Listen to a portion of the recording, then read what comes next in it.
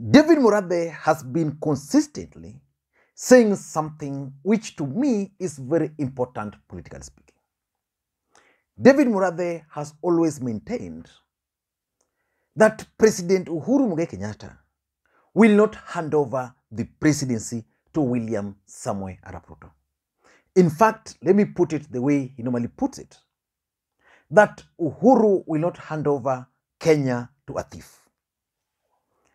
The statement by David Murathe, in my view, should be taken very seriously because of several reasons. Number one, David Murathe is a very close ally of President Uhuru Kenyatta. And therefore, whatever he says is probably what the president wants you guys to hear. Number two, David Murathe has always been saying things in this country. And you can't point out any single thing which David Murathe has ever said which never came to pass. Number three, David Murathe is part of the deep state. So when he speaks, you must listen to him. Which begs the question, will President Uhuru Kenyatta hand over power to Ruto?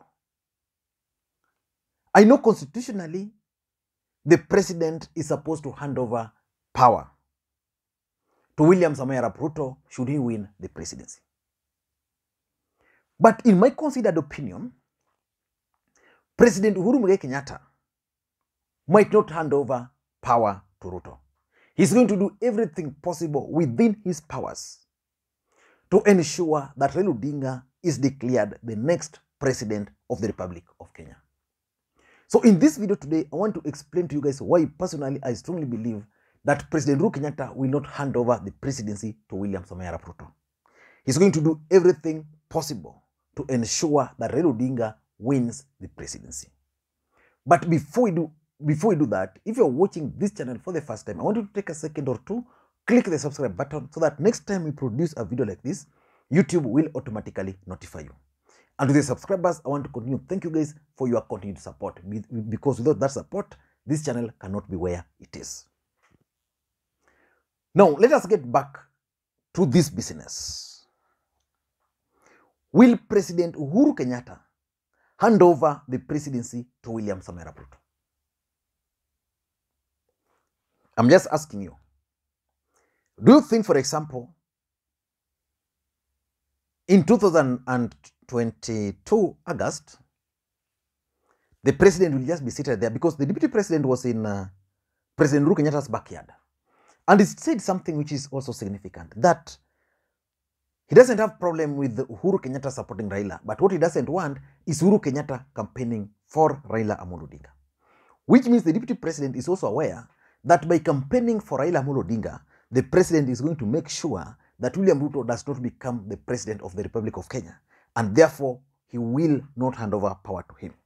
Why do I believe that Uhuru will not hand over power to Ruto, and that he's going to do everything possible to make sure that Raila Odinga becomes the next president of the Republic of Kenya? Number one is William Ruto's allies. Have you really listened to Ndindi Nyoro or to Rigathi Gachagua or even to Moses Kuria? Okay, I still have doubts about Moses Kuria. It could be a Trojan horse. But have you listened to Susan Keika attacking President Uhuru Kenyatta or even Alice Wahome?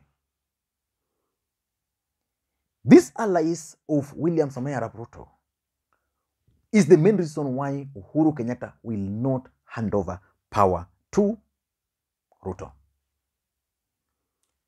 These guys are so bitter with President Uhuru Kenyatta to an extent that if they were to be given a chance today, I don't know what they'll do to Uhuru.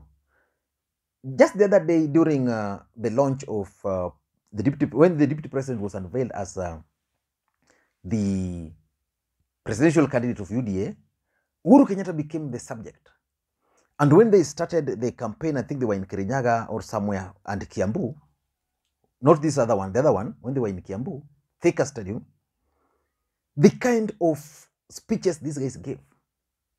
Even if you were to be President Uhuru Kenyatta, you cannot hand over power to them. In fact, who are expected to hand over power to Ruto? Matiang'i, Kibicho, George Kinoti. Who else? The allies of the deputy president stated very clearly that once they are elected, the first thing they'll do is to start investigating these people. These people will not allow that to happen. So they'll do everything to ensure that Raila Odinga becomes the next president of the Republic of Kenya, including campaigning, including funding, including doing everything to make sure Raila Odinga becomes the president. So the first reason why Uhuru cannot hand over power to Ruto is William Ruto's allies. If Ruto had managed to tame his allies well, huko nyuma, I think the situation would have been different. But they've proven over the time now that they cannot be trusted, that they'll harm President Uhuru Kenyatta and his allies. That's number two. There is a perception in this country that the deputy president is a very vengeful man and that he will revenge. The truth of the matter is that William Ruto believes that Uhuru Kenyatta has really frustrated him, has undermined him, and has really done bad things to him. In fact, at some point he was asking Uhuru Kenyatta to forgive him if he ever wronged him. And because there's this vengeful nature of the DP, there's the fear that once he becomes the president, he will revenge. And the first culprit would be Uhuru Kenyatta. And I remember who said this, Amason Kingi, when Jubilee Party was launching their campaigns. It was when Jubilee Party and ODM Party had their NDC. He reminded Uhuru Kenyatta that from that moment, they must get outside there and start campaigning. Because if they won't campaign well, and the deputy president manage to win, the first person he will go for would be none other than President Uhuru Kenyatta. So even people like Amason Kingi are well aware of the deputy president vengefulness nature. So because of the perceived vengeful nature of the DP, these guys will not allow him to win. Someone else will win. And that someone else is none other than Raila Odinga. And in fact, that's why you've seen President Uhuru Kenyatta doing everything, including talking to people like Kalonzo, to ensure that they remain with Raila Odinga. The third reason for me why Uhuru will not hand over power to Ruto is President Uhuru Kenyatta's key allies. If Ruto were to become the next president of the Republic of Kenya, I am sure there are 3 or 4 individuals who will not even attend the swearing ceremony. They'll resign well in advance. Fred Matiang'i will not attend that event. Karanja Kibicho will not attend that event. George Kinoti will resign, despite being the director of CID. I'm sure even Nancy Gitau will not attend. These are people who are very influential around the president. Every evening or every single day or frequently, they meet to discuss. These are the people who run this country. The instrument of power is in their hands. And if these people believe that should the deputy president becomes the president of the Republic of Kenya, they will not even bother attending his swearing-in ceremony. What do you think they are telling Uhuru Kenyatta when they meet? So when these guys meet, what they always discuss is how to make sure that Ruto does not become the president. If they get intelligence briefing, how can they use that intelligence briefing to stop Ruto? If Ruto is ahead, how can they make Ruto come down? So these allies will not allow Ruto to become the next president.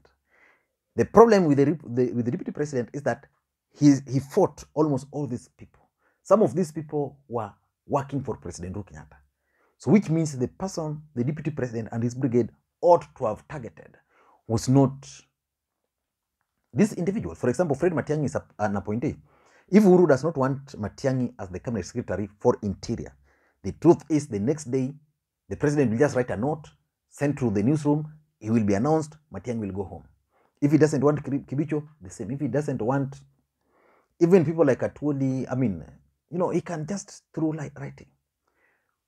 But the deputy president decided to hide behind these people. He started targeting them. He started fighting them while trying to protect the president. He didn't want to engage the president directly. It's only of late when we are seeing the deputy president now coming out to start dealing with the president. But the fact of the matter is that these individuals, Fred Matiang'i, Karanja Kibicho, Nancy Gitau, those guys, George Kinoti, I don't know, but I'm convinced they cannot allow the DP to become the president. They'll use all their powers to stop him. The fourth reason why the DP will not be allowed is President Uhuru Kenyatta's legacy. William Ruto has made President Uhuru Kenyatta a laughingstock. The only mistake he did is that he started this early. In the larger Mount Kenya region, he convinced everybody that Uhuru Kenyatta had failed. So Uhuru Kenyatta retreated, fixed A, B, C, D. And today, his legacy projects are being seen. Uhuru Kenyatta would want a situation where his legacy projects will be attributed to him. The expressway, the SGR, the railway line from Nakuru to Kisumu, which is supposed to head to those sites, the port of Kisumu, the improvement in Lamu port, the floating bridge in Mombasa. The president would want those projects. He would want to be remembered with those projects. The deputy president is saying Uhuru Kenyatta has done nothing. So which means if the deputy president were to win today, he would start launching those projects and taking credit for all of them. Just like I listened to him the other day and I was like, whoa. The deputy president was like, all the projects which are successful in Jubilee are successful because of him. That it's him who sat with Engineer Kamau to plan this. It is him who sat with who. So which means basically Uhuru Kenyatta did nothing. There's nothing which can be attributed to President Uhuru Kenyatta according to the deputy president. And because of this, the president cannot allow him. And lastly is business interest. William Ruto was the deputy president, has been the deputy president of the Republic of Kenya for 9 years. For the last 4 years, he has been frustrated. But in the first term, William Ruto was controlling government. He was calling the shots. Uhuru Kenyatta saw how William Ruto turned government into business deals. It is alleged that the deputy president was controlling tenders, including those of 5,000. He would just call a director of a parastatal and send someone, pay your tender. And in fact, someone was telling me, someone who was very close to Aisha Juma, was telling me that the reason why Aisha Juma joined William Ruto was because of the deal he was given. By that time, the deputy was very powerful. So people like Aisha Juma would go to his office with A, B, C, D, that I want this road known, The deputy president would place a phone call to either director of Kera, Kora, or whichever. Then Aisha Juma will be told, this road you are going to be given. So identify 3 other roads in your constituency. So they ended up identifying if it's a road, if it's electricity or something in their constituencies. And then they'll be told, come with a contractor. So if a road is costing 60 or 100 million, then you come with a contractor, then definitely your 10% will be there. Then the job will be done, the contractor will also give you. So these people are very liquid. And then every time you go there, every week, you are also given 300,000. So the deputy president managed to make a lot of money in the first term. Uhuru Kenyatta saw this, and the deputy president even went further and started competing for businesses like in the energy sector because he had his person there. So Uhuru looked at this guy that this guy is not even a president. He's just a deputy president and he's doing all this. What if this guy was handed over the presidency? What do you think will be left? I was reading the other day, the Galana Kulalu project, that the Israelis funded this project 100%. But the deputy president convinced the government, Uhuru Kenyatta, that the Israelis were only funding 50%. So it means 50%, the Israelis funded the entire project, But another 50% of the amount of money was paid from the government. And hiyo pesa ilikulwa tu mahali. So that's how bad the situation was. So the truth is, because of business interest, if Ruto were to become president, Uhuru Kenyatta, they've been very clear, hiyo milk yake itapotea. Your tenders they are dealing in energy sector, they will go. Most of other things, William Ruto will come with his team and they'll take over. I don't know what you think. That's my take. Uhuru will not hand over power to William Samoei Arap Ruto. So they'll make sure that William Ruto will not win the presidency. Thank you guys, and may you have a good day. Bye-bye.